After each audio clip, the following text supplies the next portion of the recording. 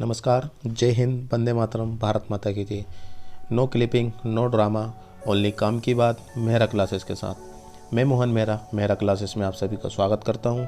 यदि आपने अभी तक मेरे चैनल को सब्सक्राइब नहीं किया तो प्लीज़ सब्सक्राइब कीजिए, लाइक कीजिए और मेरी वीडियो आप तक सबसे पहले पहुंचे उसके लिए बेल आइकन पर भी क्लिक कर दीजिए। आज जो नोटिफिकेशन मेहरा क्लासेस के माध्यम से मैं आपके लिए लेकर आया हूं वह notification Indian railway HWR apprentice 2020। जी हाँ, अप्रेंटिस का नोटिफिकेशन आ चुका है। इसमें भारतीय रेल इंडियन रेलवे का नोटिफिकेशन है और इसमें एप्लीकेशन बिगिन डेट 10 दिसंबर से लेके 9 जनवरी तक इसका फॉर्म भर सकते हैं, न्यू ईयर तक। जी हाँ, 10 दिसंबर से लेके 10 दिसंबर 2020 से लेकर 9 जनवरी 2021 तक इसके फॉर्म अप्लाई कर सकते हैं। तो इसकी क्या क्या क्राइटेरिया है, इसका फॉर्म कौन भर सकता है, कौन नहीं भर सकता है, इसमें क्वालिफ़िकेशन क्या है, एज क्या है, इस सब की जानकारी आपको मेहरा क्लासेस की वीडियो में मिलने वाली है। तो बने रहिए मेहरा क्लासेस पर। टाइम वेस्ट ना करते हुए हम वीडियो को स्टार्ट करते हैं। हम आ चुके हैं इंडियन रेलवे के ऑफिशियल नोटिफिकेशन पर। साउथ वेस्टर्न रेलवे, ये साउथ वेस्टर्न रेलवे से का नोटिफिकेशन है। इसमें ही अप्रेंटिस की वैकेंसी निकली हुई है। इसमें opening date of online application 10 दिसंबर 2020 टू 9 जनवरी 2021 तक इसके फॉर्म अप्लाई कर सकते हैं। बात ये भी बता चुका हूँ आपको कि 10 दिसंबर से आपके फॉर्म भरना स्टार्ट हो चुके हैं और ये फॉर्म आपके 9 जनवरी 2021 तक फॉर्म भर सकते हैं। ठीक है, और ये इसका जो नोटिफिकेशन है 10 तारीख को रिलीज़ हुआ था। 10 तारीख 12 महीना 2020, 10 दिसंबर को इसका नोटिफिकेशन रिलीज़ हुआ है। ठीक है, और इसी से इसका फॉर्म भराना स्टार्ट हुआ। तो online applicable all invite from interested candidates for engagement of Act Apprentice for Imperative Training under the Apprentice Act 1961 in the decided instruction दे रखा है ना। और इसकी पूरी जानकारी इसी वीडियो के माध्यम से आपको मिलने वाली है। आप यहाँ पे देख सकते हैं कि इसमें after preparation of merit list the candidate will have to appear for documents verification. आपके जब फॉर्म भरा जाएंगे दोस्तों, तो इसका फॉर्म भरने के बाद आपका एक डॉक्यूमेंट वेरिफिकेशन होने का और मेरिट लिस्ट के अकॉर्डिंग होने वाला है। ठीक है, इसके बाद इसका apprentice will be engaged in the following trades will the breakup as under. आपकी जो अप्रेंटिस होने वाली है इन्हीं ट्रेड की होने वाली है। इसमें कौन कौन से ट्रेड की है, इसमें fitter, welders, electricians, refrigerations and air condition mechanics और programming and system administration assistant. ठीक है, ये इन्हीं ट्रेड की है। कितनी ट्रेड दी गई है? 5 ट्रेड दी गई है। फिटर है, वेल्डर्स है, इलेक्ट्रिशियंस है, refrigeration and air conditioner mechanics, programming and system administration assistant. इन्हीं ट्रेड की वैकेंसी है। इसमें जनरल कैटेगरी में फिटर के लिए 83 है, SC कैटेगरी के लिए यहाँ पे आपको इसमें SC कैटेगरी के लिए 23, ST के लिए 11, OBC कैटेगरी के लिए 34 और टोटल वैकेंसी यहाँ पर 151 दे रखी है। ठीक है, और इसके बाद बेल्डर में 3 और इसके बाद जनरल कैटेगरी के लिए 3 है, SC में 1 है, ST के लिए कोई वैकेंसी नहीं है, OBC कैटेगरी के लिए 1 है और टोटल वैकेंसी इसमें कितनी दे रखी है? 5 वैकेंसी दे रखी है। और इसके बाद इलेक्ट्रिशियन में 42 वैकेंसी 76 टोटल वैकेंसी है। रेफ्रिजरेशन में यहाँ पर 16 टोटल वैकेंसी है। Programming and system administration assistant, इसमें टोटल वैकेंसी 39 है। और हम टोटल ट्रेड की बात करते हैं, टोटल ट्रेड की वैकेंसी यहाँ पर है 287। ठीक है ना, टोटल 287 वैकेंसी है। और ये अप्रेंटिस ओनली 1 साल की होती है। ये कोई आपकी जॉब नहीं होती है, ये सिर्फ आपकी अप्रेंटिस मतलब आप जो सीखते हैं, हम जो सीखते हैं उसी की रिगार्डिंग है।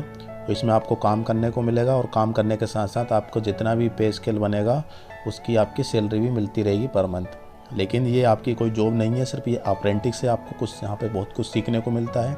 जॉब करने से पहले अप्रेंटिस करना बहुत ज़रूरी होता है। और वही अप्रेंटिस यहाँ पे इंडियन साउथ रेलवे में आपकी वैकेंसी निकली है। और इसमें आपकी एजुकेशन की बात करते हैं तो एजुकेशन में आपके लिए ITI pass in trades to be eligible ठीक है। इसमें ITI पास होना चाहिए आपको, 10th के साथ साथ 10th क्लास तो होना चाहिए। 10th के बाद जो ITI होती है, ITI आपकी कौन कौन सी ट्रेड से होना चाहिए? Fitter, welder, electrician, refrigeration, programming and administration assistant. इन्हीं ट्रेड से यदि आपने ITI की है तो आप अप्रेंटिस के लिए अप्लाई कर सकते हैं। ठीक है, इसमें साफ साफ लिखा है और ये होता ही इस तरीके से। इसके बाद हम आगे बढ़ते हैं, चेंज रिपेयर वर्कशॉप। अब वर्कशॉप में भी वैकेंसी निकली है।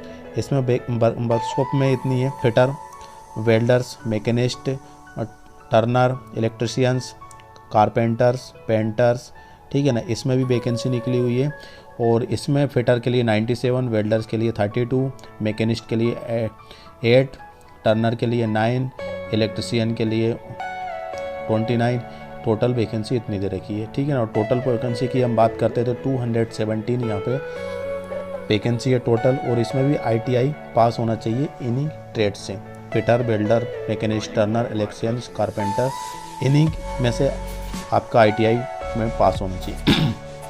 और इसमें भी आपका 1 ईयर्स की अप्रेंटिस होगी। ठीक है, इसके बाद बेंगलुरु डिविजन्स, बेंगलोर में भी वैकेंसी निकली हुई है। बेंगलोर में देखा जाए तो बेंगलोर में जहाँ पे आपको टोटल फिटर, इलेक्ट्रिशियंस ये सब ट्रेड दे रखी है।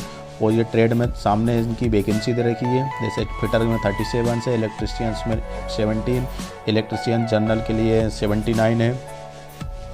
और इसमें टोटल पोस्ट की बात करते हैं तो टोटल पोस्ट यहाँ पे 280 है। और इसमें सेम क्राइटेरिया है एजुकेशन के लिए। एजुकेशन में ITI पास होना चाहिए इन्हीं ट्रेड से। यदि इन्हीं ट्रेड से आपने ITI पास की है तो आप अप्रेंटिस के लिए अप्लाई कर सकते हैं। और जो भी मेरिट लिस्ट बनेगी आप उसी के अकॉर्डिंग सिलेक्ट हो जाएंगे। और ये इसमें भी 1 ईयर का आपका अप्रेंटिस का टाइम रहेगा। इसके बाद माईशुरू डिवीज़न, माईशुरू में भी आपकी यहाँ पे वैकेंसी निकली है। Fitter, welder, electrician, programming and system administration assistant, stenographer. ठीक है ना, इसमें भी आपकी टोटल वैकेंसी 177 वैकेंसी निकली है टोटल।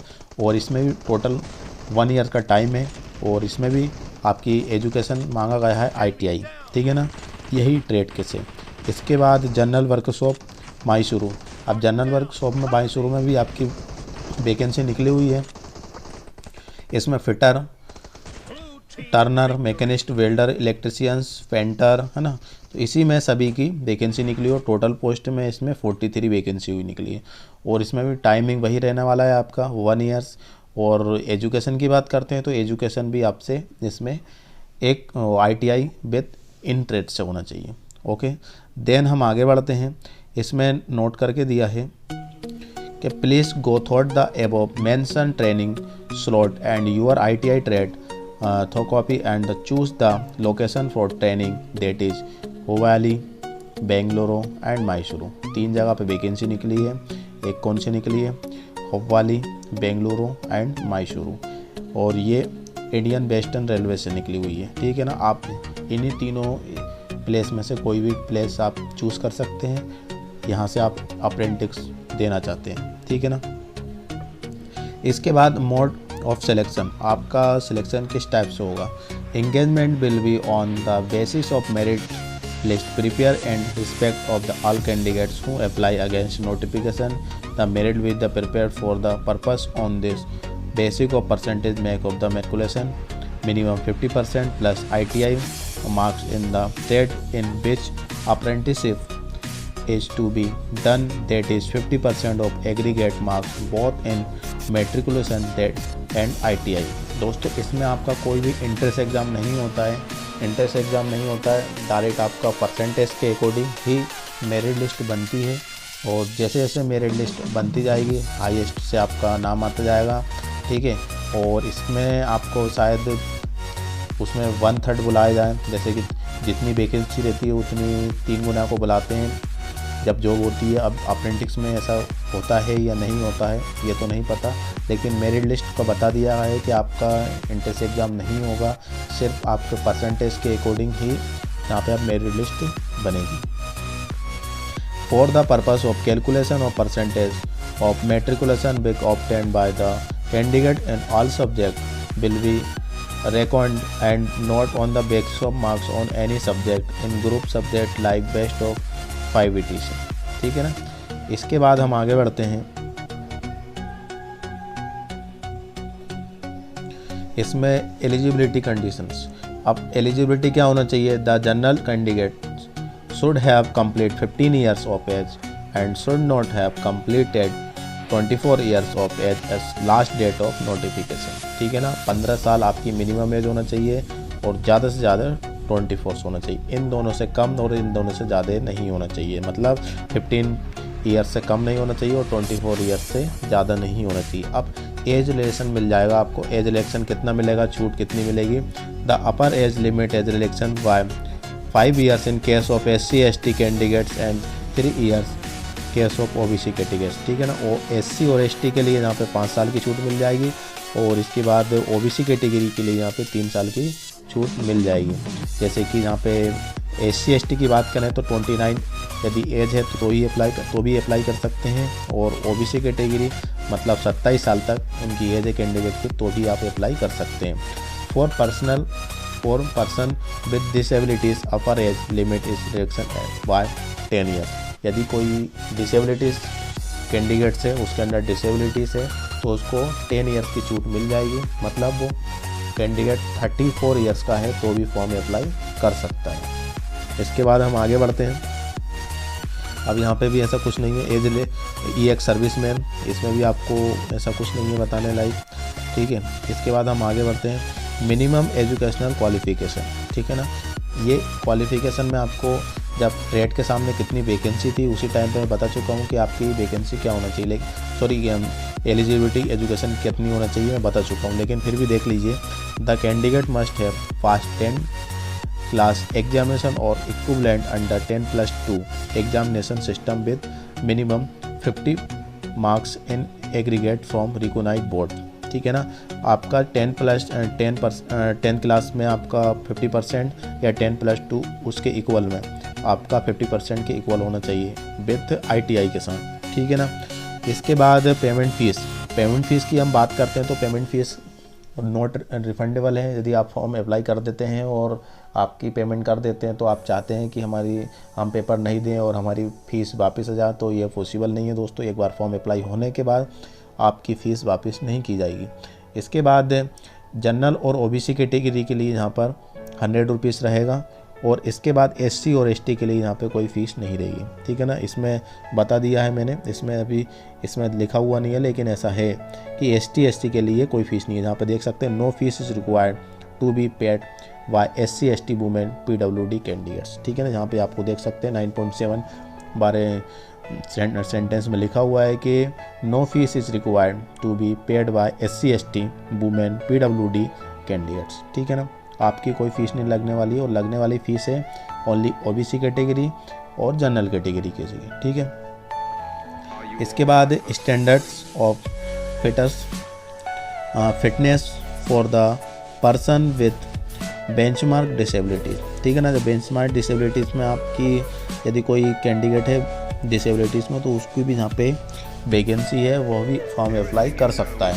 अब फिटर की बात करते हैं तो फिटर में lower limb particles damage from one side can join.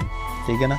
ये डिसेबिलिटीज़ है, मतलब कौन सी डिसेबिलिटीज़ है? Lower limb partially damage. यदि डैमेज है वन साइड तो आप उसमें कर सकते हैं। वेल्डर्स के लिए अ पर्सन विदाउट लेग, यदि पैर नहीं है, एंड विदाउट 3 फिंगर्स, यदि कोई 3 फिंगर भी नहीं है तो हैंड विद द कमांडेड, तो वेल्डर में भी यहाँ पे आप कर सकते हैं। तो यहाँ पे डिसेबिलिटीज़ दे रखी है और डिसेबिलिटीज़ ये आपके अंदर है, उसका सर्टिफिकेट है आपके पास, तो आप बिल्कुल फॉर्म अप्लाई कर दीजिए क्योंकि डिसेबिलिटीज़ बहुत कम लोगों में होती है और इसके बाद बहुत कम लोग अप्लाई करते हैं।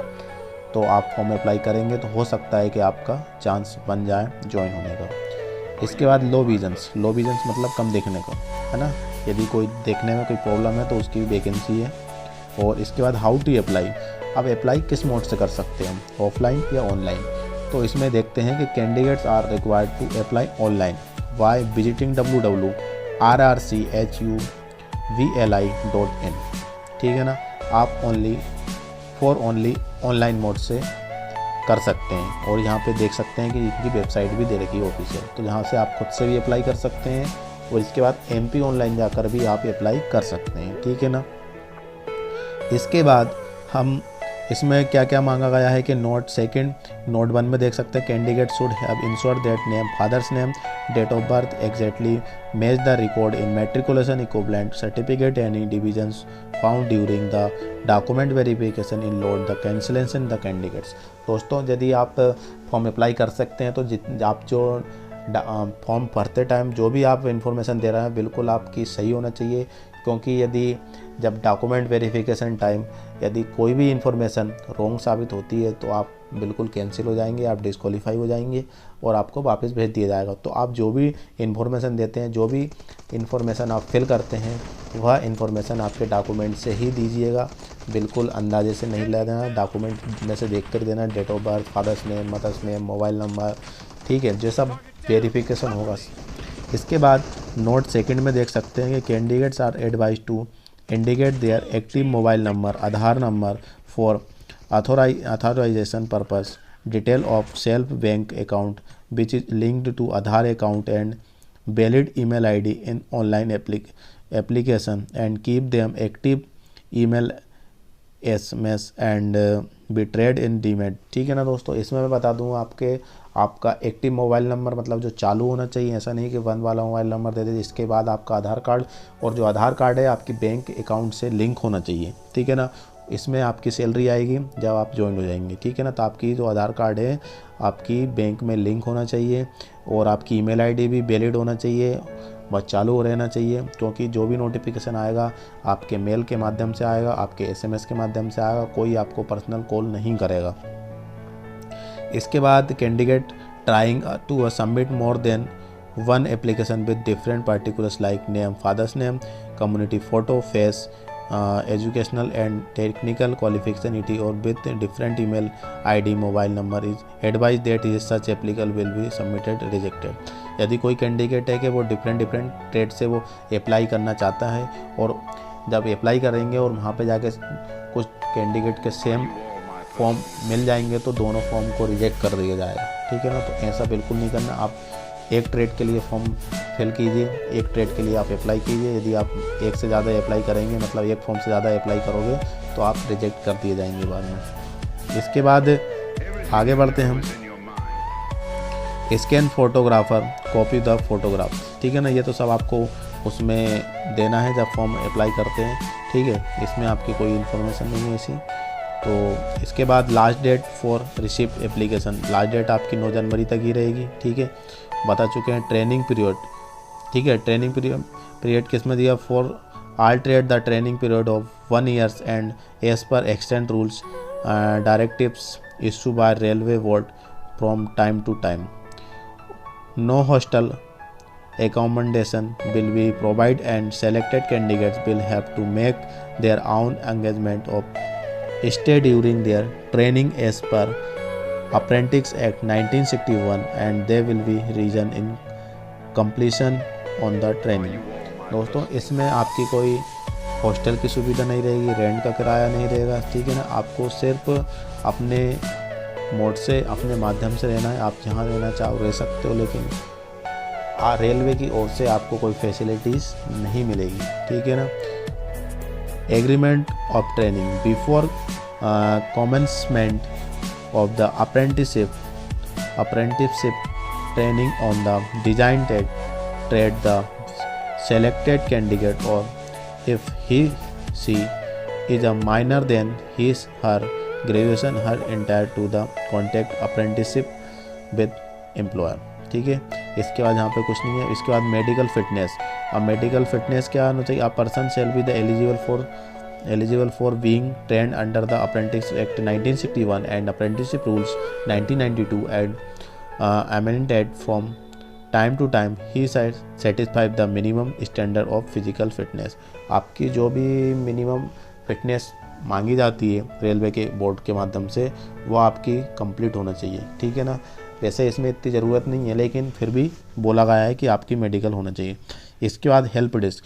आपकी कोई इन्फॉर्मेशन लेना है तो आप बिल्कुल यहाँ पे ईमेल आईडी पे यहाँ पे मेल कर सकते हैं। ठीक है, तो ईमेल आईडी दे रखी है, इस पर कर सकते हैं। Important instruction, the decision of the railway administration all matter relating eligible. हाँ, इसके बाद मैं बता दूं दोस्तों कि इसमें जो भी डिसीजन लिया जाएगा रेलवे बोर्ड के माध्यम से लिया जाएगा। इसमें कोई किसी का माध्यम से कोई लोड नहीं होता है।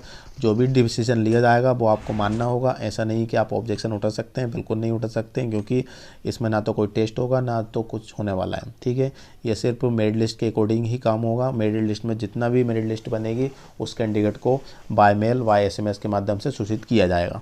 ठीक है, इसके बाद हम आगे बढ़ते हैं और इसमें अब यहाँ पे ऐसा कोई नहीं है आपको बताने लायक। ठीक है, तो ये तो फिर अब इसका नीचे वो आ चुका है फॉर्मेट। ठीक है दोस्तों, तो ये नोटिफिकेशन एंड हो चुका है और उम्मीद करता हूँ कि ये वीडियो आपको पसंद आएगी। वो पसंद आएगी तो आपने यदि मेरे चैनल को अभी तक सब्सक्राइब नहीं किया है तो प्लीज़ सब्सक्राइब ज़रूर कर दीजिएगा और ये वीडियो ज़्यादा से ज़्यादा लोगों को शेयर करना, ताकि ये इन्फॉर्मेशन सभी स्टूडेंट या सभी ज़रूरतमंद लोगों को तक पहुंच सके। दोस्तों, एक बार फिर से मेला क्लासेस में आप सभी का स्वागत करता हूं और एक नई वीडियो के साथ, एक नए टॉपिक के साथ मिलते हैं एक ब्रेक के बाद। जब तक के लिए जय हिंद, वंदे मातरम, भारत माता की जय।